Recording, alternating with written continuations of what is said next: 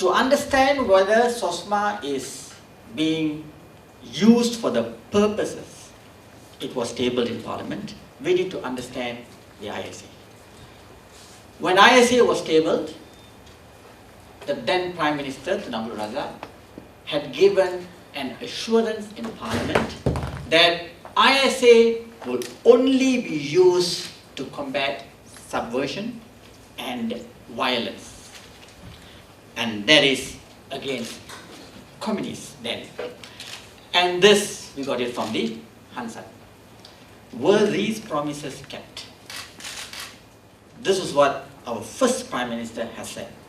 With regards to the use of ISA, of course at that time he has already retired, and he said that the whole purpose of ISA was to combat communism.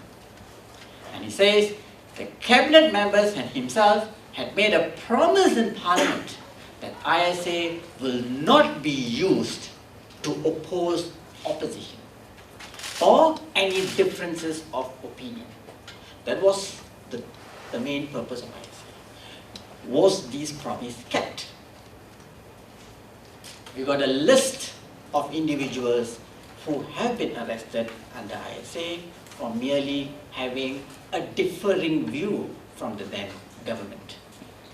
So the point is, the promises was not kept.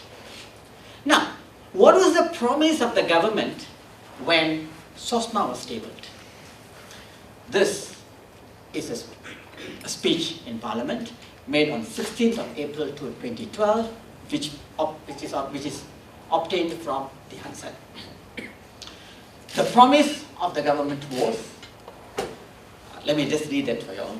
Dalam kata lain, kita ingin merealisasikan potensi Malaysia bukan setakat menjadi negara demokratik tetapi lebih daripada itu, untuk melonjakkan tempatnya kepada kedudukan disegani di kalangan komuniti negara-negara yang menghormati hak asasi manusia. The current Prime Minister had told us in Parliament that he wants to make Malaysia a proud nation in the international world by assuring the world that we Malaysians respect fundamental human rights. Lantaran itu, inisiatif PTP ini bermatlamat bagi memastikan proses pembaharuan dan perubahan nasional dilaksanakan. So he wanted to move the country forward. Then he goes on to say this. By this amendment, because this was a time when the ISA was also abolished. ISA was abolished in 2011, and a few other acts together with the ISA was abolished in 2000. Same time, through SOSMA. Through SOSMA, okay. 2012. 2012. Thanks. Okay. He says, kita mahu mencipta sebuah Malaysia di mana prinsip hak asasi manusia dijunjung. Kebebasan individu untuk berhimpun secara aman dan untuk menyatakan pendapat secara terbuka diraihkan seraya kepentingan individu dan komuniti diimbangi. So the promise that was made was that there will be freedom to assemble peacefully. That was the promise that was made. That human rights will always be observed and everybody can menyatakan pendapat secara terbuka. We can voice our opinions. That was the promise that was made when tabling SOSMA. Having said this, what was the reason that was put forth in Parliament for SOSMA? The reason was, he says that we no longer have the threat from communists. Ancaman komunis is no longer there. It has been diganti oleh ancaman keganasan antarabangsa yang berteraskan ideologi ekstremisme. So here he is saying that there's extremism in the international world, and we need SOSMA to curb that extremism in the country.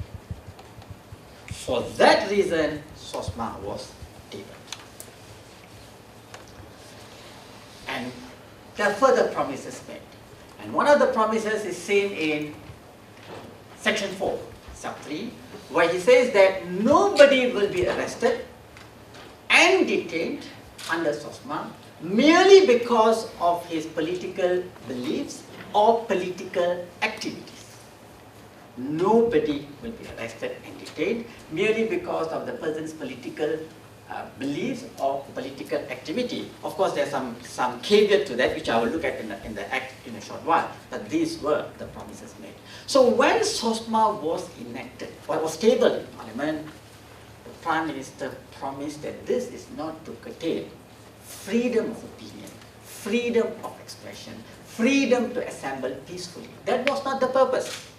The promise was it is only going to be used for a particular purpose, which is to curb extremism, and the extremism that comes from the international shores into Malaysia.